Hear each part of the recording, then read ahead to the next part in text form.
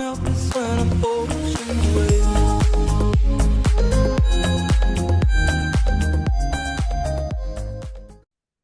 Tonight on Nova Legends podcast, I have Jason Sterling.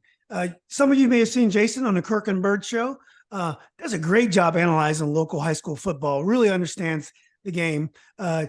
Jason is a 91 graduate of Goochland High School, which is west of Richmond. 95 graduate of James Madison University. He's a very happy man these days. JMU is flying high. Moved to Northern Virginia shortly after college. Got married, ended up in the and his kids ended up going to Stonebridge. His son played football for Mickey Thompson, his son Brady, and his daughter Sydney was a manager for the team, won a state championship with Mickey. Jason helps out with Stonebridge in football games, helps with the announcement, spotting for the announcer. Jason, I've been a big fan of you for a long time. Glad to have you on. Yeah, Julian, appreciate you. Really appreciate you having me on. I've been a big fan of the podcast that you do too. So it's real exciting to be here to talk some high school football with you. Oh yeah, well, thanks for doing it. So, well, first of all, let's talk a little bit about how you got into football and why you're so passionate about it. We talked a little bit offline about why we still enjoy high school football. Talk a little bit about how you got into football and why you enjoy it so much. Yeah, for me, I look at it as I still think it's one of the best products that's out there from a pure productivity and innocence standpoint. And what I mean by that, sports have become such a big business. College sports obviously is now a huge business. Professional sports have always been a big business. High school sports still carry that amateurness to them, and I really like that, Julian. I after graduation from college and everything, I took time away from it, really didn't follow it, and then so when my kids, my daughter and my son, went through Stonebridge, I really started living vicariously through what they were doing through the school, and sports were a big part of that. So I took that to heart and really started appreciating, I think, what they were enjoying at the time, and that pureness of what high school athletics can bring. And you don't have to be great at your job, but you can still participate. You can still enjoy it. You can still be a great teammate. I see all of those things in high school. And to me, that's the attraction that I get out of it. And it's really evolved into just sort of following the high school sports scene around Northern Virginia and really throughout the state. And that's football, basketball, and some of the other sports as well. I just, to me, it's just something that, Friday nights or Thursday night basketball game, that only lasts a couple of hours, like we talked about, and you can get home. There's something about that really attracts me to that sport. And I appreciate what all those kids are trying to do. Just to go out and enjoy, get the exercise and have fun with it. And the high school brings that to the table for sure. Yeah. Well, culturally, you played wide receiver at Goochland. Is it much different up here than it was growing up in Goochland? Country boys, your high school on a Friday night, you're playing the next county. Everyone is there. I used to referee basketball in the area. What is it like culturally in Goochland compared to the way it is at Stonebridge and around here? Yeah, it's a lot different, Julian, for sure. Now, I think some of that's changed with the times as well. Sports have gotten a lot more advanced. Recruiting wasn't a big thing back in the day. Mm-hmm. You just had your good kids that you put out on the field, and the kids that maybe weren't that good didn't get a lot of playing time. I do think it's changed a lot, and these kids are playing to try and get a spot at the next level. We know still only a small percentage, get to go on and play college sports, but I think the exposure that some of these kids can get now, playing different counties and some of the larger schools, particularly that you see around Northern Virginia or Virginia Beach or some of the larger ones in Richmond it's important for these kids. And certainly it's changed a lot. You go from beat up grass fields where half the lights aren't working to some pretty nice facilities that these kids get to play in, right? And state championship games that are televised. NFHS, which sometimes works, sometimes doesn't, but at least they're making an effort to get the games out there. So if you don't have a chance to get there, you can try and observe the game from home. I think all of those things, are advanced with the times, and that's really good for the sport, frankly. Yeah, well, that's great. Well, let's jump right into it. Now, I've been away from football for many years, high school football. I was an 84 graduate of Robinson, and I played a little bit. But it wasn't until I got into social media that I started watching high school football again. So last year was like my first full season back. So, I mean, you've been around from the scene, the ebbs and flows, but when I think about this season, it seems things went pretty much to form to me. I mean, I know Stonebridge started off poorly, but they're back, four games away from another state championship. South Lakes is definitely a surprise, but I do see some order, and it seems like the best programs have risen to the top again. How would you characterize the 2023 season?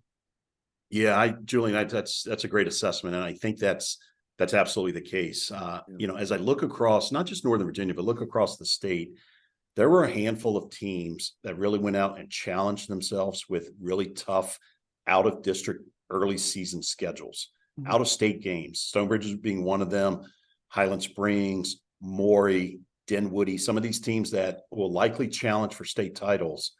Not only went one state away, but some of them went multiple states away to try and get quality opponents on their resume. So not just to have a win or a loss, but to really be battle tested when it comes playoff time. I think the one thing that, as I look at it, there tends to be more disparity now between teams. And I think that's alarming, Julian. You're seeing a lot more scores in the 60, 70, 80, 90 point range of difference between one team and another out there. And I think the VHSL really needs to start taking a look at that and how the regions are aligned as they set up. They set up every 4 years, and that's the alignment cycle, as we know, based on student enrollment at the school. But that can be something, those types of margins can be something that can be very detrimental to the long-term health of the sport. So if I had to be critical of one thing that I saw this year across the state, I think it's the disparity between sort of the haves and the have-nots. And I'd love to see a way for that gap to get closed down. I think we would all appreciate a little more. I think it would attract more kids into the sport. And I think you'd avoid some of the pitfalls that can occur with margin of victories that get pretty elaborate at times. Yeah. This year I was talking to a friend of mine today, and he was telling me there's so many blowouts in high school football. He says, you got some great teams and you got teams that aren't so good. And I said, well, even when the teams are both great, when they play, they separate. So they may look great both teams may be great on paper. When they play, it's 43-0. This year I happened to be at 2 games that were close. And I mean, you got to be lucky to actually see a close game. I was at the Madison Stonebridge game, and I was at the South Lakes Westfield game, and both games were decided by late touchdowns, and it just doesn't happen. What do you think can be done? I know like South Carolina has created a super league, and they have, like in Virginia, they probably have like Highland Springs, they'd have Stonebridge, they'd have Freedom, they'd have some of the 6A schools in Northern Virginia like Madison, and that's one way to do it. I definitely think they can collapse these. I think 6 divisions, 6 classifications makes it very tough to have meaningful district play. And maybe if you can go back to 3 divisions or maybe even 4. But what kind of things would you like to see done to bring a little more parity and some more competition? Yeah, I think you hit the nail on the head there. I'm not a huge fan of the 6 classifications. Obviously, growing up back in the day, there were only 3. There was single A, double A, triple A. Maybe 4 is the right number. Maybe it's 5. Virginia's a tough state, and I'll tell you why. There's a couple things. Geographically, it's a weird state. It's not shaped like a square here. It's you got stuff way out in Southwest Virginia that borders Tennessee, all the way over to the Atlantic Ocean, all the way up to Washington, D.C. So, it's tough to figure out. So there probably isn't a perfect answer, Julian, if we're looking at it, to be fair. But I think if you could somehow find a way to get this roughly the same number of teams in a region, that's a good starting point. I mean, you've got some regions that only have nine teams, so they've had to have a couple buys that have jumped into the playoffs here, where only 6 teams qualify.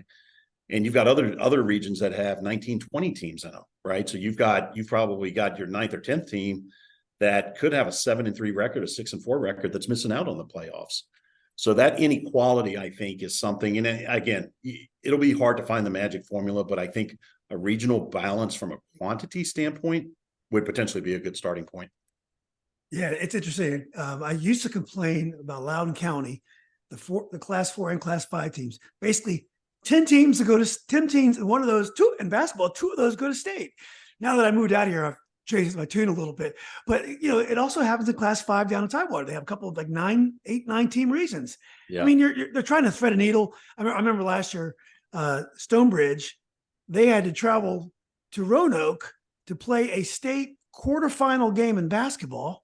And then in Northern Virginia, in the 6C and 6D, the old Northern region, the teams are traveling 5 miles for the state, which kind of, you want to get on a bus. You want to have a matchup you haven't seen before, dream about. One thing I was saying, you mentioned this earlier, is that at least the coaches go out of the way to schedule these interesting early season matchups, because by the time the playoffs come, the playoffs kind of seem kind of watered down.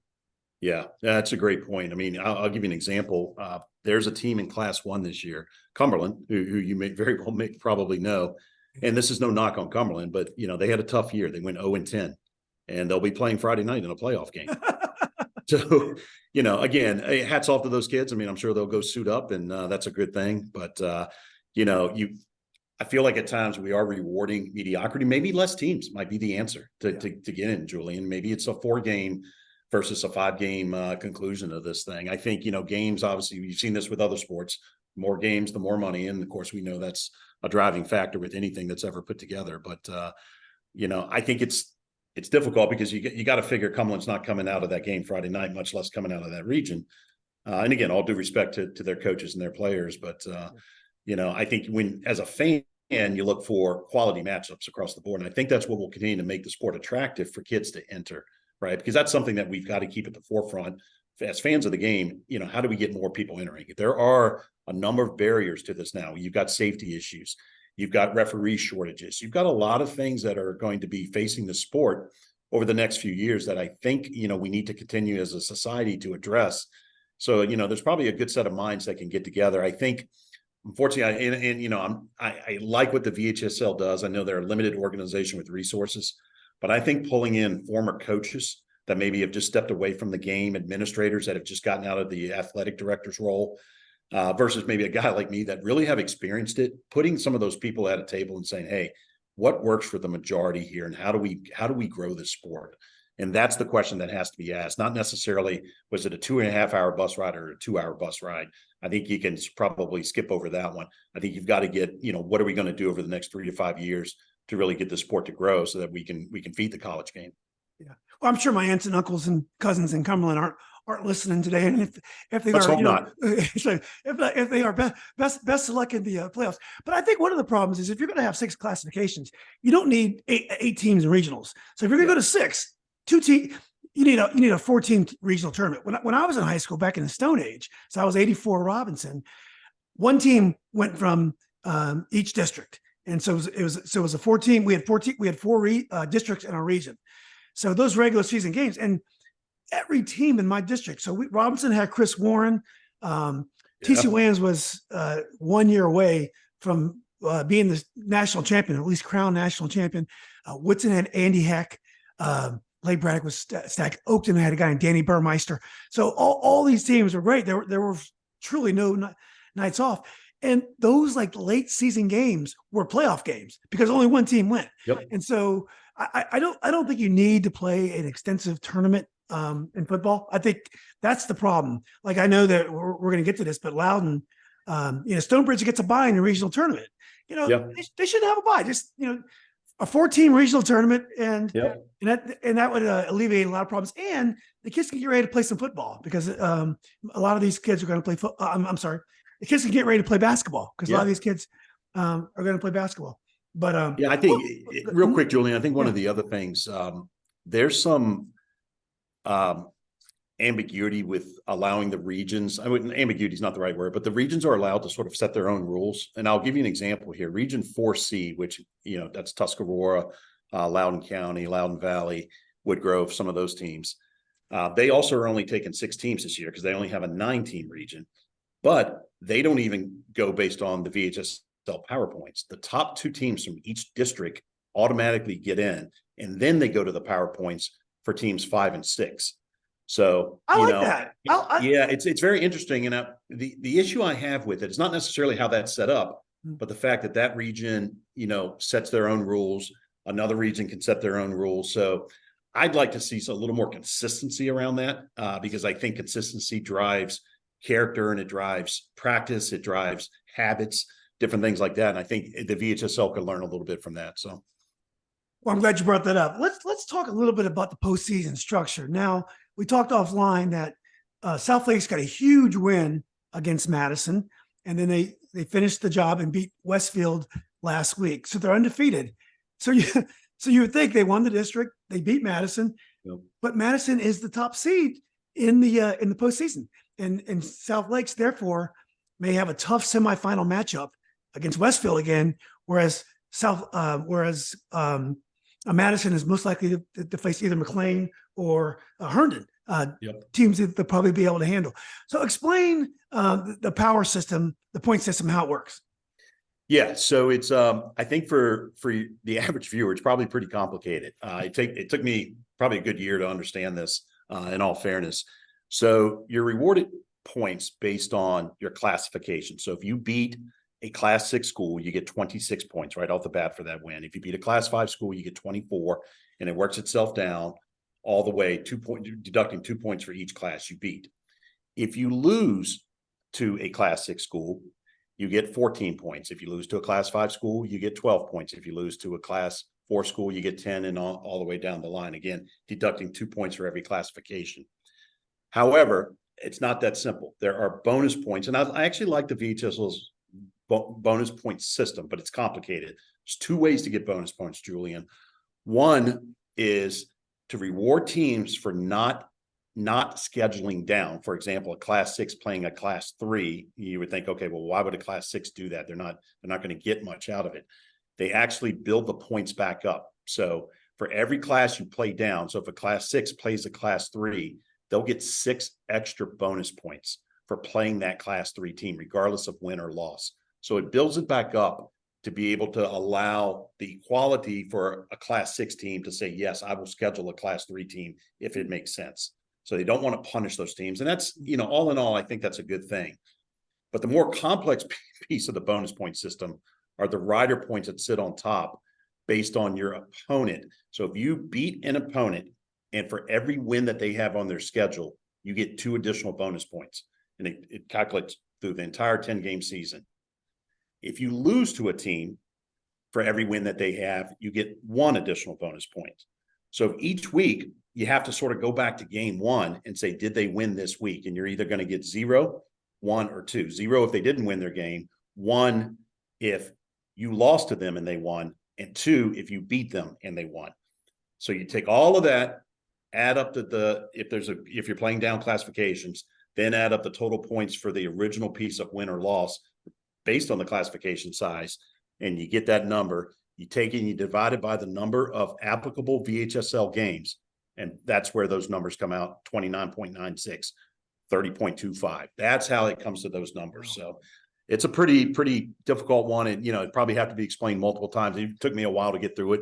It's complex, but all in all, I think that is fair. But to your point, Julian, I think, when you see a South Lakes go out and beat Madison and go undefeated in Fairfax County and beat Madison, and they still get outpointed by Madison, you scratch your head a little bit thinking, okay, why is that? So there'd be another tweak to that type of system. And in all fairness, you could probably argue, yes, the reason they didn't outpoint Madison is because the teams that Madison beat, they won a lot of games. The teams that South Lakes beat did not win as many games. So that's how it sort of came to that conclusion. But I like what you mentioned that Class 4 did up in Loudoun, and that at least they calculated the top 4 teams based on how you did in your district, and then kind of like the wild card, like kind of a at-large bid using the point system. That seems like a pretty good, because the reason why you just can't do districts in football is because you have all these districts that have different classification teams in it. So it makes it very tough if you're in Hampton and half the teams are 3, half the teams are 4, maybe 1 or 2 is a 5, that you have to. So the point system is needed because of the way the districts are formulated, I think. But that's exactly right. That's exactly why that point system exists, because you have districts that are 6, 5, 4, and 3 potentially that are out there based on student enrollment, which I totally understand. I think there's too many classifications, and that's what sort of draws that argument out. Yeah. Yeah. Well, I think you did a great job explaining it. I've never understood it. And it's like Chinese arithmetic, man. Just keep doing it a couple times and you'll eventually figure it out, Julian. You'll get it. Yeah. I was thinking, yeah. Or you can just do like Coach Overton says, just keep winning. And then just keep winning. Winning takes care of everything, I guess, right? Yeah, just keep winning. So let's get to the games and the brackets. Let's start with Northern Region. the Northern Region, which is the Liberty District and the Concord District. Now, obviously we talked about Madison's the top seed, and they open up against Langley, and obviously huge favorites against Langley. Yep. But they're in the bracket with McLean and Herndon. Are any of those teams in that bracket? Can they put Madison in any kind of danger, or is Madison in complete control of that little bracket?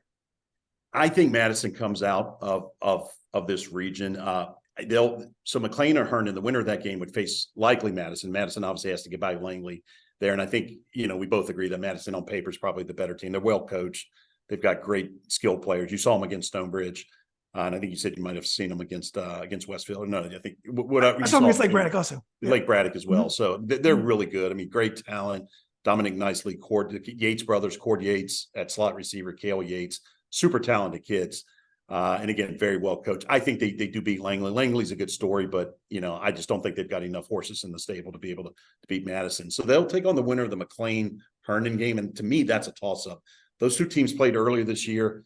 Herndon won a tight one. It was 31-28. I'm always intrigued when a team wins a tight one in the regular season and they rematch in the postseason. Does that game flip? I think in a lot of cases you see that happen. And I wouldn't be surprised to see McLean actually pull that one out. They're the 4 seed. Herndon got the 5 seed. So McLean's got Herndon at home this time. And I think that could change things in that one. But I think, again, as you push forward to the next round, it's going to be a tough one to overcome James Madison. And they're going to be, with their number 1 seed, they're going to be at home really throughout the entire region. Yeah.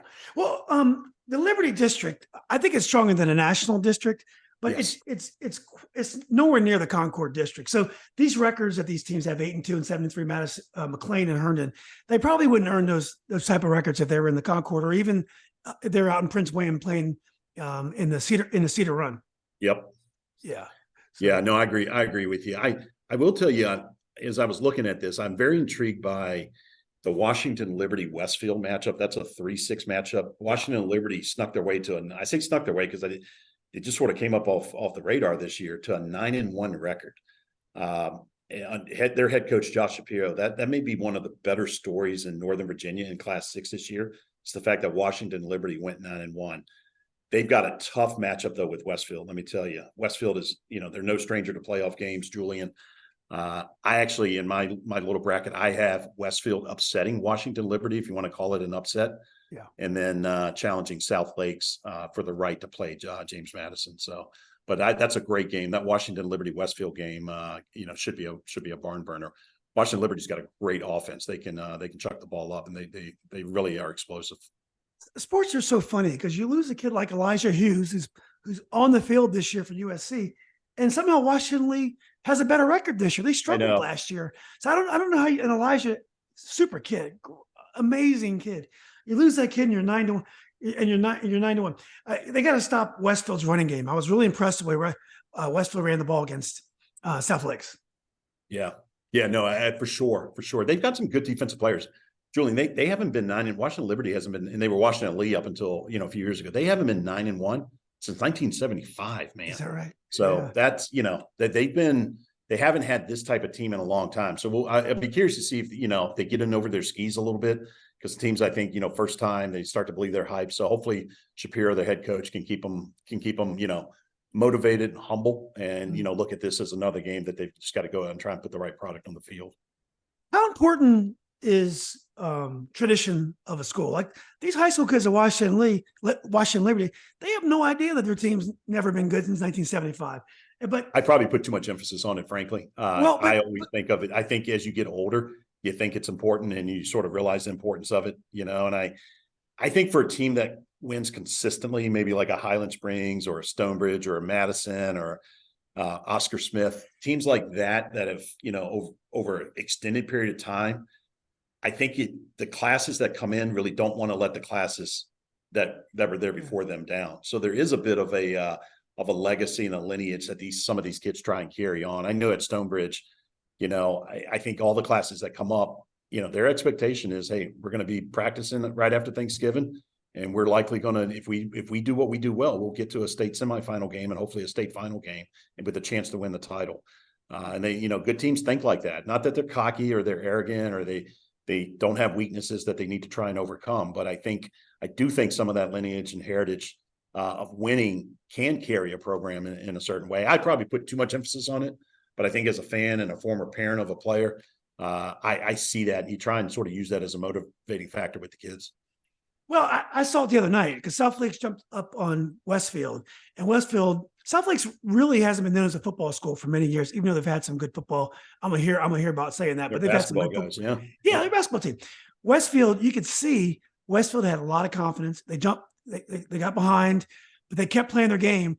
And I'd say quarter two, quarter three, half of quarter four, Westfield dominated the game. So that confidence they have of being a great program, I could see it. I was standing on the field. I could see it on the field.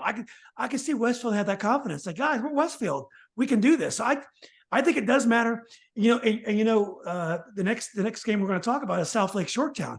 This is South Lakes, great athletes, tremendous demographic for sports.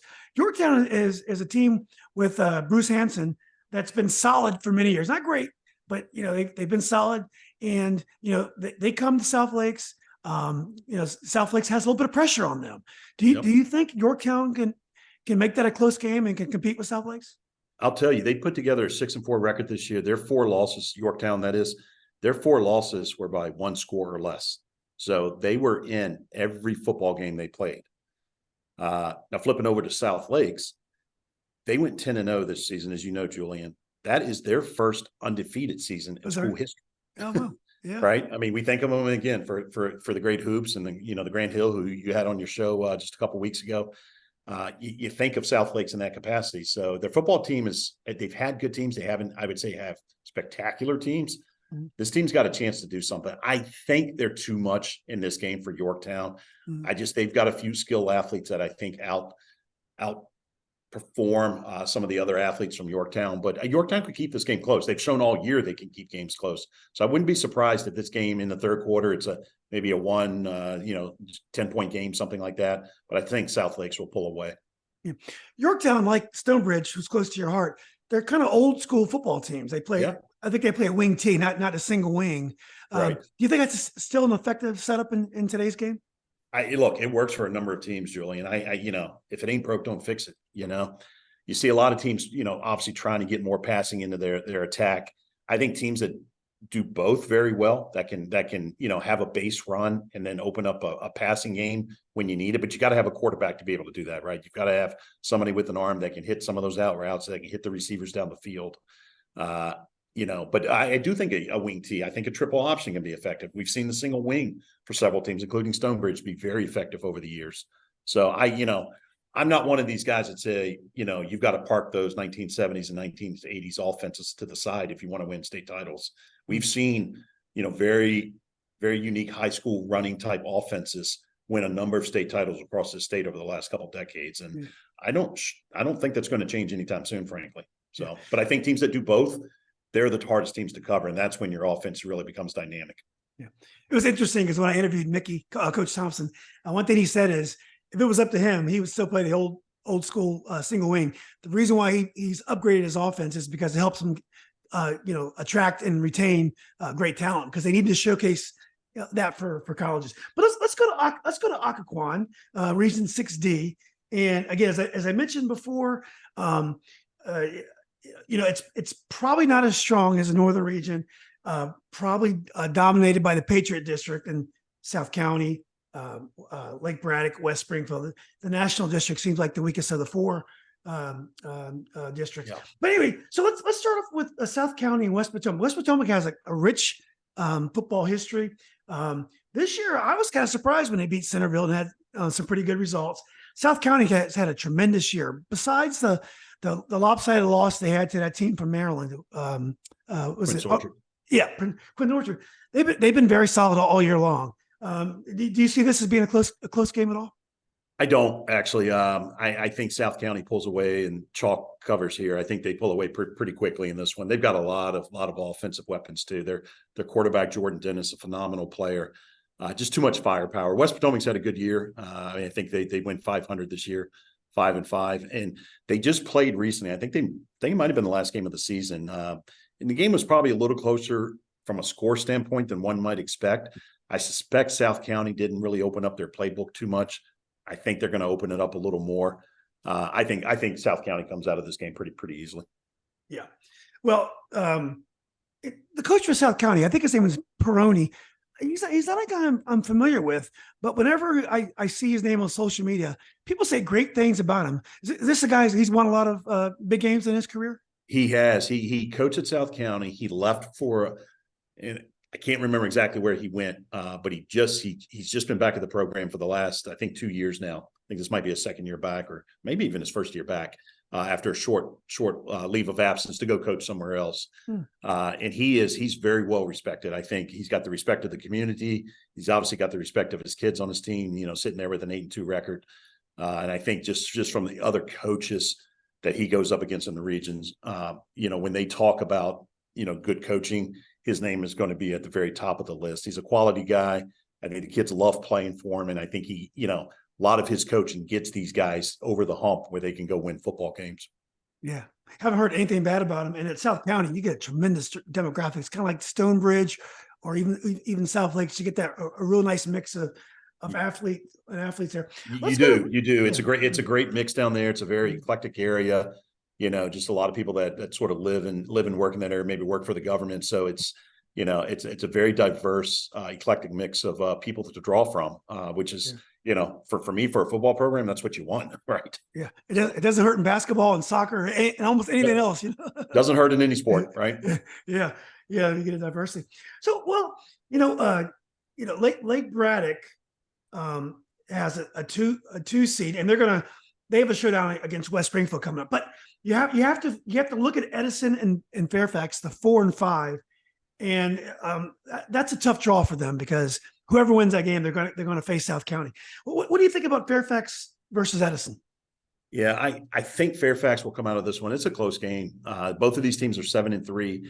I think there were some higher expectations on Fairfax this year. They did lose they have a couple great players, but their headline player, Christopher Jones, I think halfway through the season, he tore a ligament. So he's I think he's going to Ohio State. He's been out for the season, out the rest of the season. That's unfortunate. They had to replace Tony Rojas, who went on to Penn State. He was an all-world player, if you remember his name from last year, both offensively and defensively. Christopher Jones was going to be the replacement on defense. They got a few games out of him, and then unfortunately he had a season-ending injury. But I think Fairfax has enough to get past Edison here. Edison just doesn't have a lot of playoff experience. But honestly, Julian, these 4 or 5 matchups, they're close and they're there for a reason, So if Edison wins this game, it wouldn't completely floor me. But I'd give the nod to Fairfax in this one. But again, they win this one, they got a tough one against South County coming up. Yeah, it's probably been many, many years since Edison has been in this deep in the postseason. So that's good for them. And their basketball team got to the regional final last year, so they're getting some athletes. So hey, it's a home playoff game. Yeah. I mean, anytime you get a home playoff game, I know you have to be one of the top 4 to do that. If it's an 8-team region, so tip of the hat to them. Who knows? I'm sure their fans will show up pretty loud on Friday night to try and to go beat Fairfax. Yeah, it'll be fun and good for them. Some great football history there. Pat Toomey played for the Cowboys in the 70s, and he was a star at Edison basketball as well. So let's go to the other side of that bracket, and we got Lake Braddock 8-2 against Mount Vernon 5-5. Mount Vernon 5-5 in a lighter district than the Patriot. Lake Braddock's lost 2 games, South County and Madison. That's right. Yeah, I was at the Madison game. Lake Braddock has a great running game. So that game is probably one of the easier picks of the night. Yeah, I agree with you. I think Lake Braddock comes out of that. It's funny because Lake Braddock historically is known for their air attack. So they've really shifted this year, and probably because of who they've got on their team. So they've really found a good running game. Tip of the hat to Mount Vernon, though, Julian. They started the season 0-4. Oh, is that right? And they've won 5 out of their last 6 games to climb into that 7th spot. So they great. could have easily laid down. They could have thrown in the towel. But their coaches got them fighting. They were able to get to a 5-5 record. Unfortunately, they just, in my opinion, humbly, they just don't have enough to take down Lake Braddock here. Yeah. Lake Braddock had a really good looking quarterback. He really looked the part. I don't know his name, but it was early in the season. They're playing against Madison, and he wasn't connecting. In the running game, they have a nice running back too. But are you you know that running back's name? He's a nice Don't player. remember his Yeah, name. I know yeah. exactly who you're talking about. He's Stocky had, kid. Yeah. yep, he's had a couple like 125-yard games this year. He's Yeah. really good. I probably have it in my notes somewhere. I can't draw it It's off all the right. top of my Yeah. head. Yeah, it's there's so many schools in Northern Virginia. Well, let's go to the other side of the bracket. And West Springfield is a team I didn't hear much about coming into the season, but they've lost 2 games. They're 8-2. They lost to South County and lost to Lake Braddock. And they're going against Hayfield, another national district team. But Hayfield's teams, all their teams, their girls and boys went to state in soccer last year. The boys have won the last 2 basketball championships. I think Hayfield's level's rising in terms of the athletes they're getting as well. So, obviously West Springfield's the home team. What do you see in this matchup? Yeah, you're right about Hayfield. A lot of great sports and across a variety of their programs there. West Springfield beat them in the opener. I think West Springfield will beat them again. You mentioned their 2 losses, South County, Lake Braddock. Both of those games could have gone either way. We could be talking about West Springfield easily being 10-0 and possibly the best team in Fairfax County right now and in this That's region. Crazy. Wow. I know. Here's where I'm going with this, Julian. I think on the north side of this, South County and Fairfax go through. I think Lake Braddock and West Springfield go through. I think South County moves on. I think West Springfield moves on. And I'm going to give it to you early here. South County loses to West Springfield. I've got West Springfield coming out of this region as the number 3 seed. I think they were so close to winning those 2 games. It gave them a lot of confidence. I like what they do. They run the ball well. They throw the ball well. They've got a good defensive line, and they've got a lot of seniors on that team. And to me, that carries a difference in the postseason. Senior-laden teams tend to march pretty far in the postseason. Yeah, West Springfield has struggled in basketball. It's a great school, great tradition in sports. But they've had phenomenal athletes come out of there for football. Oh my goodness! So have they been good the last few years, or was this a surprise? They have. They've been steadily climbing. This is the best season they've had in a couple of years. Yeah. And I think if you look at sort of where they were and maybe who they had returning, probably undervalued them a little bit earlier in the season. As I looked at them, I probably should have given them a little more credence that maybe they could have gone 7-3, or as they did 8-2, and they ended up there. And I think they've got a really good shot to come out of that region. I really do. Well, that's exciting. I have a lot of friends that are Spartans, and I used to live in the district when I was really small. Well, let's go to Prince William County, and I guess to be more accurate, Prince William and Stafford County. I guess they call it the 6B, and obviously Freedom Woodbridge has had a kind of a quiet year this year, other than the DeMatha game. Last year they were making national news. It was very controversial. This year it's been quiet. They're winning quietly 65-0 every game. So isn't that funny how that's quiet, right? I mean, they're coming off, I don't know how much you know about this. I mean, you obviously know some of their record numbers. Their team last year, they scored 138 touchdowns. That's the second most in the history of high school football in the United States. Wow, that's amazing. 142 is the record by a team from Texas. And I think 2013, they were only 4 touchdowns away from setting the all-time national record. So the fact that they are sort of having a quiet season, scoring 60, 65 points a game, any conversation in this region, and frankly, I think any conversation in Class 6 starts and ends with Freedom. There's very little drop-off, Julian, offensively. Most of those guys return. Maybe you could argue a little bit on defense with TJ Bush graduating. That's a possible area that they're going to want to try and shore up defensively on that line before the playoffs start here. But I will tell you, they are going to be a problem for every team they play from here on out. Yeah. Well, I think they may have 6 Division I players are on their team, or even more, because every time I'm friends with Coach Overton, and he'll post, official visit or unofficial visit for one of his players, and it's a different name. And I'm like, I can't, Juju Preston. There's the running back, Jeff Overton Jr. is amazing. Yeah, his nephew. Yeah. The quarterback is probably not Division I player. He's undersized, but a great competitor, a winner there. Tristan Jerulia Evans. Yep. Yeah. Evans Trujillo. Evans Trujillo, right? I got it backwards. Sorry. Yeah, exactly. Do a disservice to his name. Yeah, no, he's good. He's undersized, but he's good. I mean, he's going to end his career with possibly the state record in touchdown passes, Julian. So let that sink in. He's really good. You're right. They've got D1 talent up and down that roster, and it shows. I mean, they when they really put their foot to the pedal, and I think they maybe, let off a little bit after some of those scores last year. I mean, they can boat race you pretty quickly. So Yeah, I saw Coach Overton being interviewed somewhere, and he had a chance to schedule St. John's this year. And St. John's has struggled, but they're still number 6 in the Washington Post.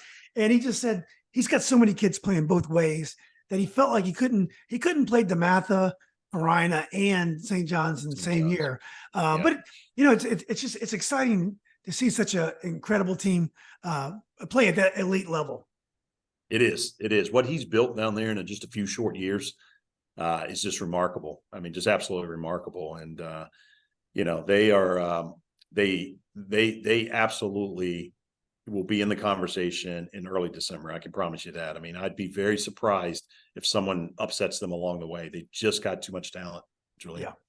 Yeah. If they're heading for a showdown, maybe with last year's Highland division Springs. Class 5 Highland Springs. So, well, let's see if anyone if the other game in their bracket could give them trouble. We got Gainesville, who started out the season strong, and this is a relatively new school, so credit to Gainesville.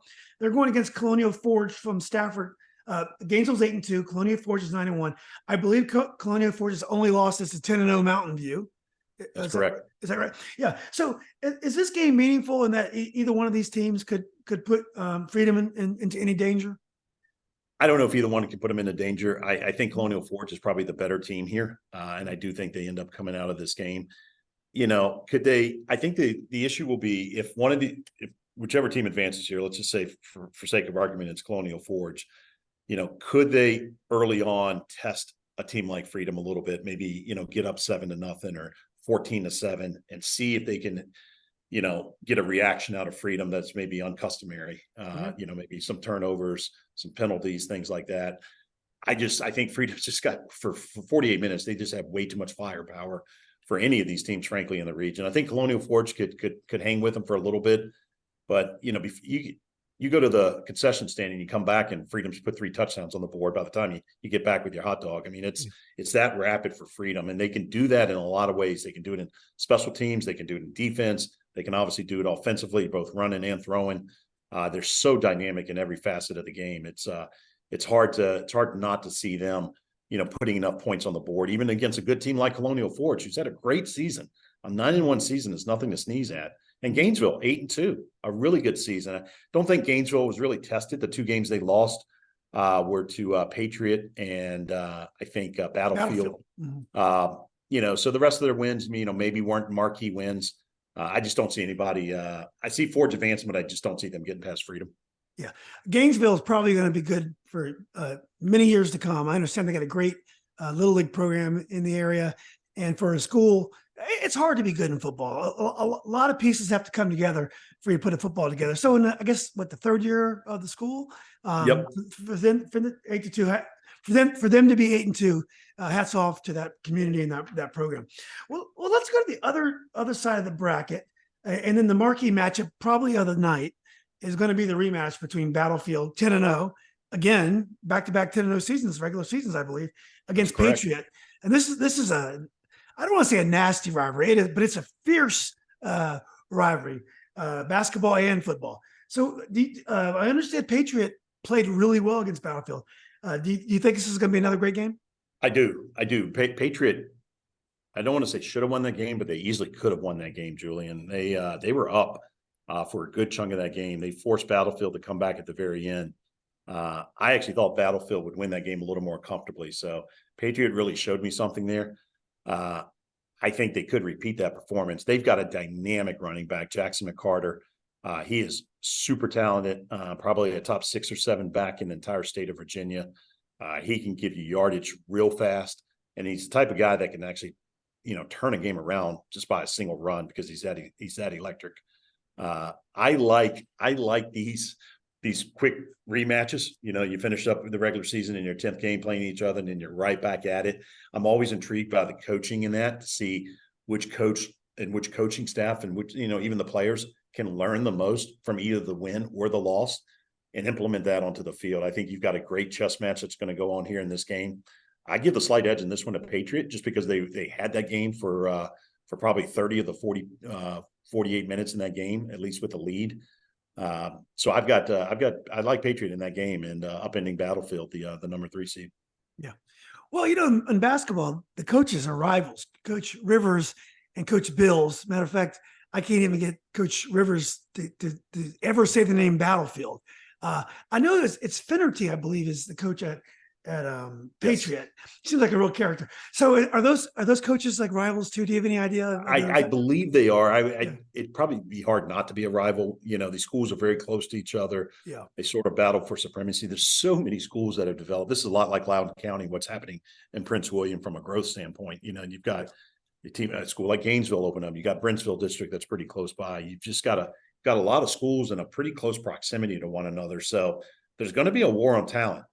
Parents can, you only have to move 2 miles now to go into a new school district, right? You don't have to pack up and go 5 hours. So, I could see that if interest rates come down, I could see, parents, seriously packing up and saying, hey, let's go get a house over here. And then we'll be zoned into Patriots, area, that type of thing. So I think there probably is a budding rivalry there. But honestly, Julian, that's healthy. I like that. As long as the coaches are respectful for one another and nothing tells me they aren't, I like to see that in-county rivalry that's building. And there's no shortage of talent in Prince William County, let me tell you.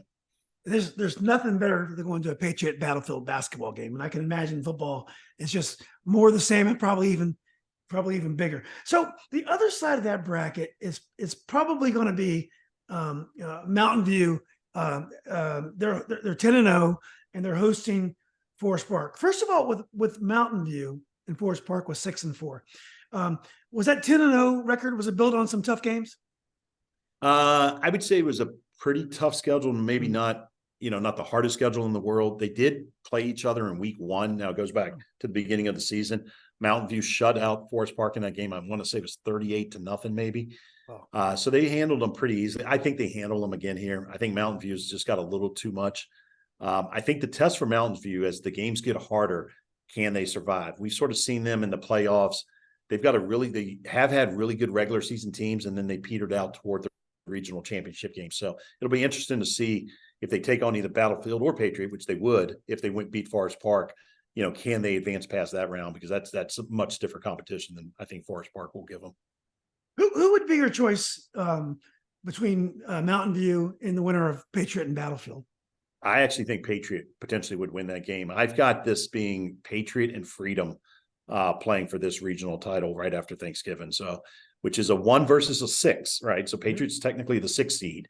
So I'm stretching a little bit, at least by the mathematical numbers, to get Patriot there. I just don't see much of a difference between Mountain View, Colonial Forge, Battlefield, Patriot. I think they're all really good teams. You've got an elite team, obviously, in Freedom. I think, as we could all attest to, and then you've got some really good teams in there. And I think Patriot's good enough to hang with those guys. And I think because of their experience and maybe taking that Battlefield loss the other night, they look for a little revenge and they come out of that with a chance to play Freedom for the regional title. Yeah, they gotta be real excited for the rematch, a chance to do that again. Well, let's go to Class 5, which it's, again, we mentioned this earlier. It's, you start off with two very good teams, Stonebridge and Briarwoods with the bye. First of all, Yep. did you see the Stonebridge Briarwoods game? I did. Okay. I saw that game. It ended up 29-12 a couple of weeks ago. It was 29-6. Briar got a late touchdown. Stonebridge was just too physical for him, Julian, as the game wore on in the second half.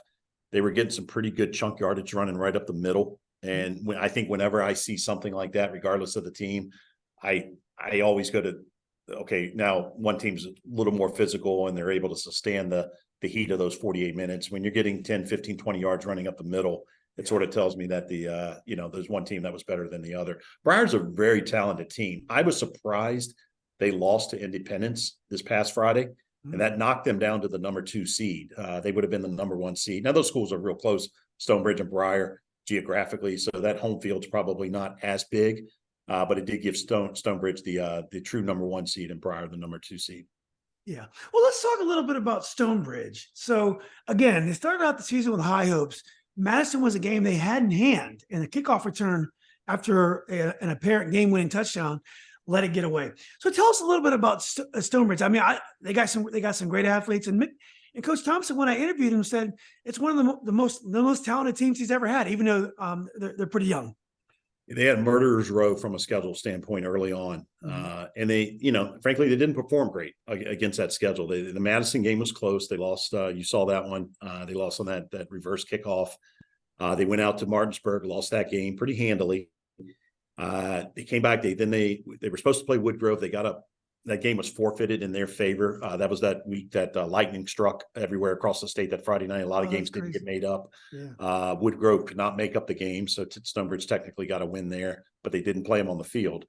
And then they go and take on the two Maryland teams, Quince Orchard, who arguably is the best public school right now in the state of Maryland. And that game went down to the wire. That was a phenomenal football game. It was very, very physical. There were a couple of ejections in that game for players on both sides. It was a very hard-nosed game. They did lose that one on the last second, a long touchdown strike with about 35 seconds left in that game, or even less. I think it might have been about 20 seconds. So they lost that game, and then they went on and took on the hardest of the teams they played, which was Good Counsel, who's a nationally ranked top 25 program right now. And they played them up at Good Counsel, and Good Counsel handled them pretty well in that game. So that schedule set up. So Stonebridge really didn't win a game on the field until mid-October.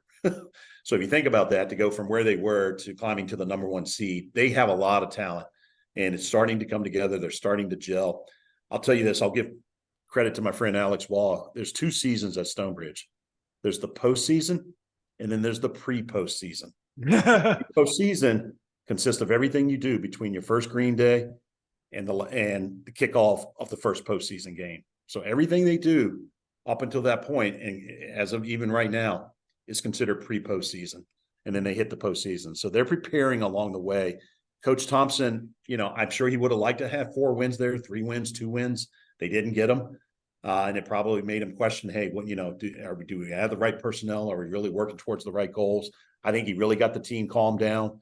He got them under control. And again, they've got a legacy to fill. So I think they're, in my opinion, they'll come out of this region, and they'll, we'll see who they play coming out of Region C, which is mostly the Richmond schools, along with Patrick Henry out of Roanoke. But they're definitely trending in the right direction. I like what I've seen from them. Obviously, there's a team down in Virginia Beach called Maury that you're very familiar with, who's putting up some incredible numbers this year. They potentially could be waiting in the wings at Charlottesville. So yeah, well, to go from 0-4 to being 4 games away from the third state championship, it's amazing. I'm glad they play these great schedules. They're great for fans of the game, like me and you. The fact that they go up to Martinsburg and play the West Virginia perennial champ, number 1 team, Good Counsel, as you mentioned in the Washington Post. Quince Orchard. I mean, it's just great for fans of the game. I'm glad they do that. Well, let's talk. Is the Stonebridge it's a running team this year, or are they more versatile? They do both. I'd say they're probably 60% run, 40% pass, but it's really based on the what they're seeing from the opponent. They've definitely got a good slew of wideouts. They did lose one of their wideouts early, I think in the first scrimmage, to a season-ending injury. He was going to be a big playmaker for them, so that was unfortunate. So they've had to adapt a little bit with that. But they've got a slew of backs that can really carry the ball. And I think depending on what the defense offers up is really the type of game plan that Coach Thompson will implement. And he's not afraid to come out and throw it 10 straight times or run it 10 straight times. I think he tries to throw you off with that. And I think that works to his advantage because you really don't know what type of offensive sets are going to be out there early on. So. Yeah. Well, I don't know anything about Riverbend. I don't even know where it is, but they're the 3rd seed. Yep. And they host Independence, who just beat Briarwoods. So tell us a little bit about that game. Yeah, they're down in Fredericksburg. So fairly newer school down in Fredericksburg. They're pretty close to Massaponax, if you know where that is. Yeah. Indy clawed their way to a playoff berth by that stunner against Briarwoods. That was a 9-6 game this past Friday. They were they were past the 8 line. They really needed that win to climb into the playoffs. They picked up 3 wins in their last 4 games. So they have to go on the road now to play Riverbend. Riverbend beat Massaponax in their game this past Friday night. I liked Riverbend in this game. They got a 3-year starter at quarterback, a kid by the name of Tanner Triplett. And I think anytime I hear 3-year starter in high school, that tells me, there's experience there that I think could carry them through this first round game. Indy's got some playmakers though. Justin Jordan, Jackson Thorne. They've really got some good offensive weapons, and they've got their head coach was out for the first few games of the year. He is back, and I think Indy can make a game of this one, but I think Riverbend's probably going to have a little too much for Independence here. All right. Well, at least Independence is still alive. Let's go to the other side of the bracket, back to Stonebridge side, and Light Ridge is hosting Massaponics. Light Ridge had 1 or 2 big wins this year as well, didn't they? They did. Yeah. They ended up 6-4. So this is a reverse scenario. So the Fredericksburg team in Massaponics has to come to Loudoun County here because Light Ridge got the 4 seed. I'm struggling trying to figure out who's a favorite in this game. I suspect this will be a 1-score game, a very close game. I don't think either team's going to be able to pull away. Massaponics still, to the best of my knowledge, Julian, they run that triple option. You don't see that a lot anymore. I don't think it's as dynamic as it has been in years past. Massaponics has had some really, really good offensive teams in the years past. And Light Ridge is a relatively new school. I think this is only their 4th year, I believe, of playing football.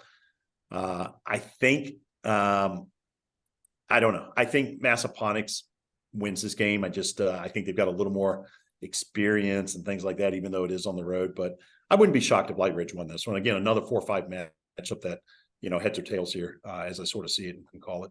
Yeah. I want to give a shout out to my friend Patrick Beggs. His son plays for Independence. Very happy for you, Patrick, to get in the There playoffs. you go. Yeah. There, look, Yeah. Independence. I'm telling you, man, they struggled early on. They got some pieces back. They're a really good team. I mean, if they can go down and beat Riverbend, they just knocked off Briar, who I did not see that game coming. They would, they're going to really be setting themselves up with a lot of momentum going into the second round. Yeah, that's going to be exciting.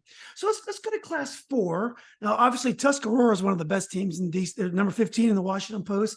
Had a fantastic year. I'm not sure who they played, but you can only play who's in front of you. And John Champ from South Loudoun, they got the buys. Tell us about those 2 teams. Yeah, so Tusky went undefeated this year. You've probably heard they are highlighted by a massive offensive tackle.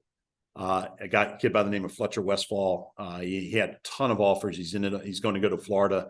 Wow. I think right now, Julian, he's measuring at like 6'8", maybe 6'8.5", 330.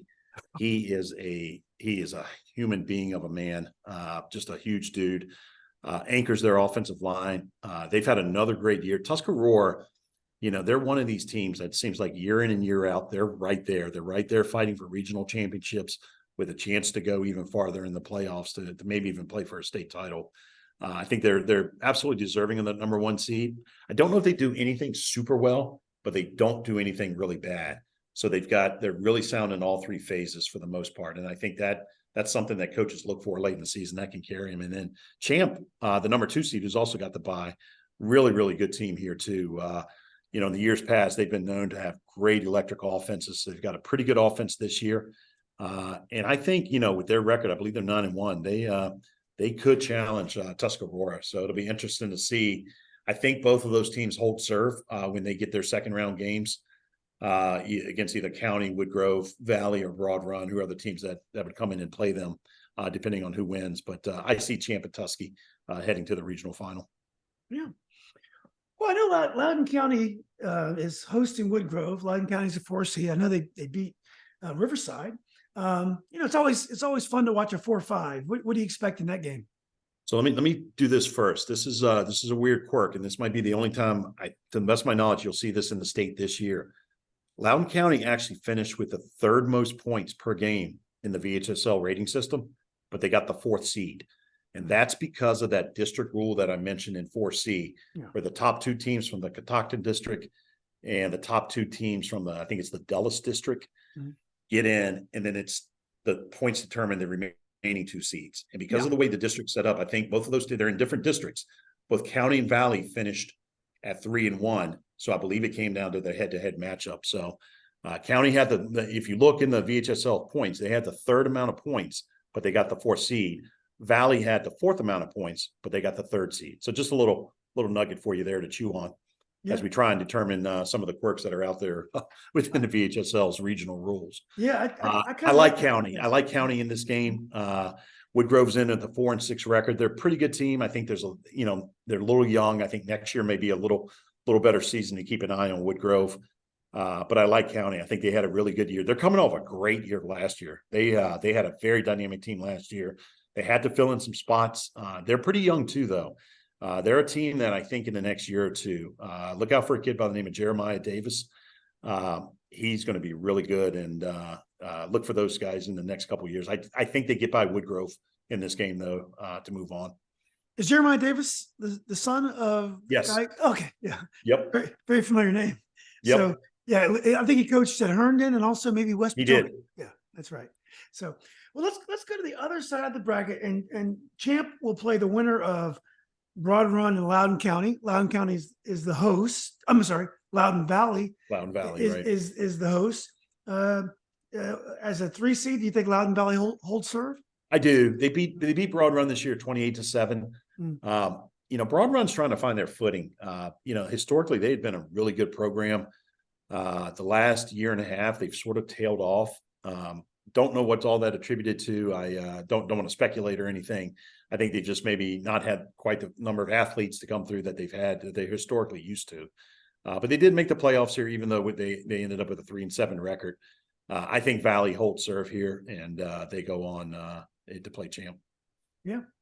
Well, let's go down to Class 3. We do have some Class 3 teams in the area, and obviously, front and center in our minds is Brentsville District. They got a mention in the Washington Post as a on the bubble for the top 20, which is great for that little school. So they play a rematch. They host Meridian. I think they beat them pretty easily. They're a rival in many sports. And the other side of the bracket, we have local teams, Kettle Run and Skyline. Yep. Yeah, so Brentsville takes on Meridian. Meridian's the number 7 seed. So Brentsville won a big game. Excuse me, I'm going to fly around here. Brentsville won a big game against Kettle Run. And that game actually did not go the way I thought it would. I thought Kettle Run would win that game this past Friday. Very impressed with what Brentsville did in that game, Julian. I think they always find themselves in the heart of the playoff conversation and pretty deep. They've been exited the last 2 years by Phoebus, which is, nothing wrong with that. Phoebus would send a lot of teams home, as you probably are well aware. So to losing the playoffs to Phoebus pretty late, there's absolutely nothing wrong with that. But they do take on Meridian. Now, Meridian, ironically, they are, I believe, the only 3 seed, the only Class 3 team in the Fairfax area. They're actually in Falls Church, That's right. located there. So it's weird to see because, Fairfax is almost all Class 6. And then you got this little Meridian team. Brentsville will win this game pretty handily. They did beat them in the regular season. I think they cruised to a pretty easy victory here. And then on the other side, you got Kettle Run taking on Skyline, like you mentioned. I'll tell you something real quick on Skyline. They've got a running back. He's actually their quarterback. His name is Aiden Vault. He had a game this year, Julian, where he ran for 452 yards as a quarterback. And I think 5 touchdowns in a game. If I'm not mistaken, that's actually one of the top 10 performances all time in the history of VHSL sports from a rushing yards perspective. So he's for Skyline, right? He's from Skyline, right? Now, Kettle Run's got a phenomenal back in their own name. This guy, a kid by the name of Colton Quaker. If we don't have a nickname for him, we should probably call him Earthquaker or something like that. He's got 29 touchdowns on the year. Wow. Kettle Run's probably too much, though, for Skyline here. I like a rematch at some point coming up. Now, they're 2-3. So you've got Thomas Jefferson out of Richmond, who's the number 1 seed. So the 1 would ultimately take on the 4 if serve holds. So Brentsville Kettle Run would be next week's game after this week. So a 2 would end up taking on a 3 in that region, out of Region 3B. But they're both really good teams. I'll be honest with you. I like both Brentsville and Kettle Run. It's a shame one of them's going to have to bow out. But the team that's got the number 1 seed, Thomas Jefferson, absolutely deserving. They're a city school down in Richmond. Maybe save that for another show. Just a phenomenal story where they've come from to where they are now. So yeah, it's great to see the city schools do that. Hey, Jason, where are Skyline and Kettle Run located? So Kettle Run is Nokesville, and Skyline is Front Royal, Virginia. Okay. God, there's a so lot of Nokesville, right down there with Brentsville. They're very, very close to each other. That's sort of a rivalry similar to that Patriot Battlefield rivalry. And Skyline is right down I-66 at Front Royal. So yeah, I think I've seen the sign when Yep. Maybe that was on Route 7. I saw this. But anyway, well, look, Jason, this has been great. I'm so glad to got you on here and just a tremendous analysis. I thought we'd end by talk a little bit about JMU this year. Now, I was at the UVA JMU game. I'm not sure if you were there, but it was a crazy rainstorm. But you gotta have a lot of pride in how well the Dukes are doing. My daughter is a freshman there. Talk a little bit about the James Madison football team, and what do you think their prospects are for a major bowl game? Yeah. So I love what they're doing from a football standpoint. Coach Signetti, odds are, a big program will likely pull him away at some point. And, I couldn't blame him if he left for a lot of money. They are really, really good. They're ranked ahead right now, Julian, of Notre Dame in the AP poll. So Wow. you look and you see James Madison and then you see Notre Dame. Just take a picture of that, right? You can frame that one and you can show all your Notre Dame. I showed to anybody that I know that enjoys Notre Dame football and sort of rub that one in here. Yeah, they love that. They're really good. Their defensive line is absolutely phenomenal. Now, unfortunately, their big sack artist, a kid by the name of Jalen Green, he's got 15 and a half sacks on the year, 21, maybe 22 tackles for losses. He just was Signetti, their coach, just announced that he's out for the season now with an injury that he suffered in their game this past Saturday against Georgia State. So that's unfortunate. That's a pretty big setback, but they've got a lot of players that Mikal Kamara, some other guys that come around and will be able to keep that defensive line going. I love what they're doing. I think they're on a phenomenal trajectory. I don't know if you know this, but technically they're not eligible for postseason play again this year. So they have that 2-year window when they went transition from FCS to FBS, that where they have to wait it out. So they're not eligible for the Sun Belt Conference Championship, and they're not eligible for a bowl game. Oh, that's terrible. I know it's an old NCAA rule that predates the transfer portal. And I know why it was put in place. It was just real quick. I'll make this brief for you. It was put in place to allow teams to build up their scholarships when they went from a lower division to a higher classification or a higher division into the highest division, so that they could spend a couple years and be competitive before. So that way they're not trying to always schedule down to the old 1AA teams, things like that, to really go build a robust schedule and get those scholarships built up so they can be competitive. Obviously, Julian, as you know, with the transfer portal, you can become competitive overnight, right? So that's really changed. That rule's a bit antiquated. Unfortunately, I doubt if they change that rule.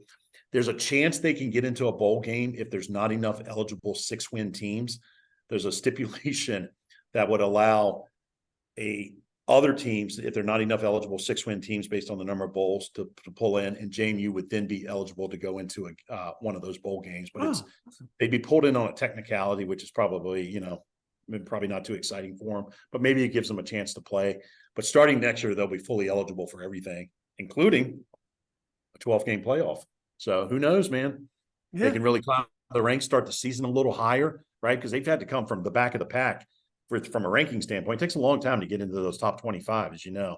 For JMU, they had to get 8-9 wins under their belt to be able to crack the top 25. But if you look at the rankings that come out every Tuesday for the top 4 teams that you'll see on ESPN, even when they do the top 25, you will not see JMU because they're not even eligible for that ranking. They're only eligible in the coaches poll and the AP poll. That's too bad. Well, the good thing about them not going to a bowl game is my daughter won't stick me with that tab. That's true. So That's true. You don't have to get airfare tickets to New Orleans or Phoenix or wherever, man. That'd be great. But it's interesting. James Madison's also a beneficiary of the transfer portal, because when I went through some of their starting players, I think they either a quarterback or a running back was a transfer from a big school. He played a lot and he came here and he's carried on and had a great 5th year. That's awesome. Yeah, they a lot of those players will stick around. It'll be interesting if Coach Signetti can stick around. They've got something special brewing down there. I mean, their fans pack that place. It's a great environment. It was a good environment when I was there a long time ago. Yeah. It's a football school now. It really is. Yeah. I mean, obviously, I don't think you have to make the argument it's straight too far. They're the best football team in the state right now, hands down. I'm sure UVA Tech will get back there. They've got to build some things up, and UVA's been through some tough situations here. So, yeah. But JMU, it's exciting to see, man. I love flipping them on and watching them. There's a lot of a lot of Northern Virginia players parked on that roster. So you Google their roster sometime and you look at the players from the Fredericksburg area, the Loudoun County area, the Fairfax area. I mean, heck, I think Stonebridge has 4 or 5 guys on their roster right now that are, and a couple of them start consistently. So they're really good.